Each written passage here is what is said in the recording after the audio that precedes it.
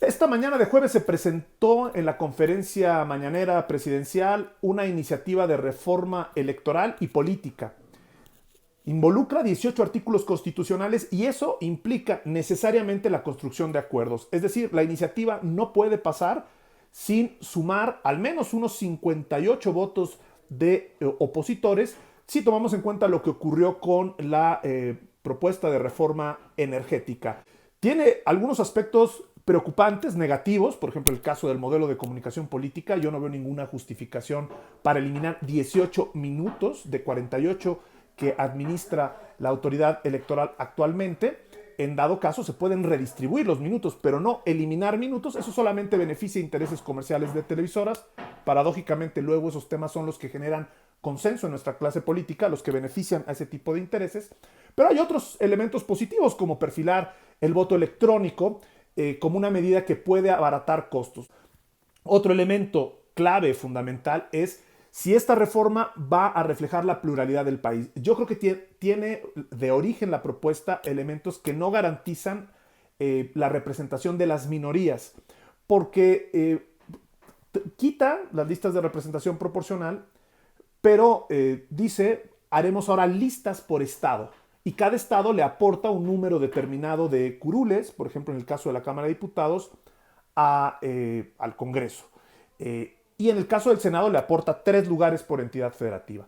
Ahora, ¿cómo se decide quiénes son esos lugares? Se saca del total de votos que vayan a las urnas, que se depositen en las urnas. Eso se divide entre las curules disponibles y entonces ese es el cociente. De tal manera que, pues en una entidad donde haya 1 millón de habitantes, como el caso de Aguascalientes, por poner un ejemplo, de votantes, si fueran todo ese millón de votantes, pues valdría cada uno de los espacios, 3 espacios de representación en el Congreso, 33.3%. Los partidos para tener ese lugar requerirían un alto número de votos para tener el entero, el número suficiente para ganarse uno de las curules. Pero si se quedaran fuera del reparto, porque no hay suficientes curules a repartir, si hay 8, 9 partidos políticos compitiendo, ¿qué pasa con los votos de los perdedores? ¿Y eso qué puede generar? No alcanzó en el reparto de Aguascalientes, tampoco en el de Colima, tampoco en el de la Ciudad de México. Su suma nacional no tiene una lista de representación proporcional nacional. Y eso no creo que sea una reforma favorable a la pluralidad. Generaría un contexto en donde son los que tienen más votos los que tendrán representación, pero los que tienen un número considerable de votos, pero no son los primeros lugares, se quedan no con una proporción de la votación, se quedan con cero con ese modelo. En el Senado creo que es un poco mejor la fórmula, porque allá asigna 3 lugares y ya no garantiza que el que gana, digamos, más votos en la entidad se quedaría con 2 lugares garantizados, como ocurre hoy. Hoy en el Senado se quedan, el que tiene más votos en la entidad, aunque gane por un voto, se queda con 2 lugares en el Senado y el tercer espacio, digámoslo así, se da a la primera minoría, al segundo lugar. El tercero, el cuarto, donde se ven representados en una lista nacional. Pero si el Senado es el reflejo del pacto federal de los estados, bueno, ahí podría justificarse evitar listas nacionales, pero no en la Cámara de Diputados. La reducción del financiamiento público también es uno de los elementos que está presente en la iniciativa.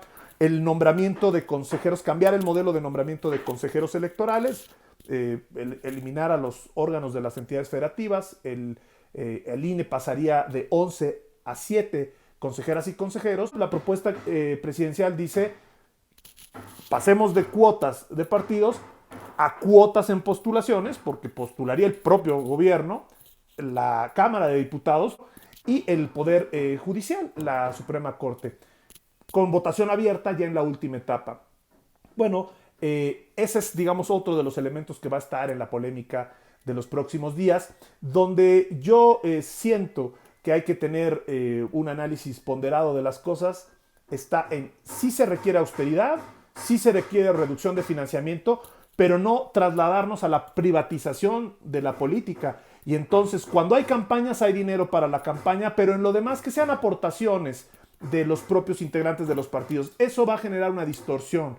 El financiamiento de partidos debiera seguir preponderantemente público, aunque acotado, racionalizado, no presupuestos millonarios. Los mensajes de radio y televisión pueden ser mejores, debates más largos, pero no renunciar a un bien de la nación en favor de negocios de televisoras. Esos son unos primeros apuntes sobre esta propuesta que va a generar polémica, que insisto, tiene claroscuros, pero los oscuros, pues yo creo que no son adecuados ni para la pluralidad que requiere el país, no una pluralidad forzada, lo justo. Si hay un 30% de votos para una fuerza política, lo lógico es que tenga el 30% de la representación en el Congreso. Y si lo seccionas por cada entidad para garantizar esta proporcionalidad del pacto federal, bueno, entonces en una de las cámaras sí le das una proporción nacional para que no se pierdan votos.